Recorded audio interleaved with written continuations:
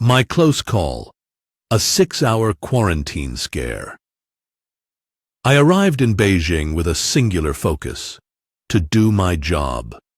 The Olympic Games had always been the pinnacle of sports broadcasting, and as a technical supervisor, this was my moment to prove I could handle the pressure, the pace, and the precision required on the biggest stage in the world. But the moment I stepped into this new reality, I knew Beijing 2022 was not going to be a typical Olympics. The restrictions were suffocating, the protocols airtight, and the looming threat of quarantine was more terrifying than any technical failure I could imagine. Still, I told myself, follow the rules, keep your head down, and everything will be fine. Until the phone rang. I had barely settled into my hotel room when my phone lit up with an official number. A voice on the other end, cold and clinical, delivered the words no one wanted to hear. Someone on your flight from Turkey tested positive. You were seated next to them. Stay in your hotel until further notice. My stomach dropped. I replayed the flight in my mind. Had I actually spoken to anyone? Who had been next to me? I could barely remember. It didn't matter. The rules were clear. Exposure meant quarantine. And in Beijing, quarantine wasn't just a mild inconvenience. It meant complete isolation, weeks in a government-run facility, unable to work, unable to leave, and very possibly unable to return to my job if I was finally released. My mind raced through the implications.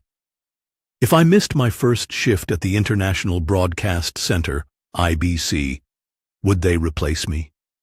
Would I be stuck watching the games I had trained for, worked for, fought for, alone, from a hotel window? For 6 endless hours, I sat in that room, waiting for my fate to be sealed. I imagined the dreaded knock at the door, the men in hazmat suits, the silent trip to the quarantine hotel, the next 2 weeks spent staring at the same 4 walls, eating boxed meals slid under the door.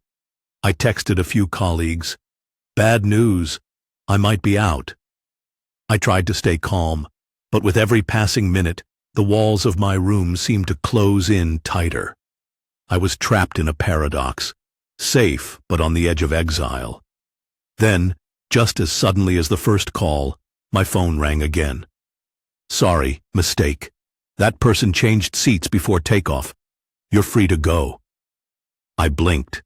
It took me a moment to process what they had just said. The nightmare was over. I wasn't going to quarantine.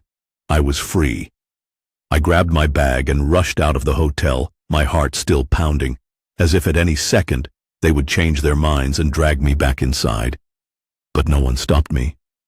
I stepped into the crisp Beijing air, breathing deeper than I had in hours.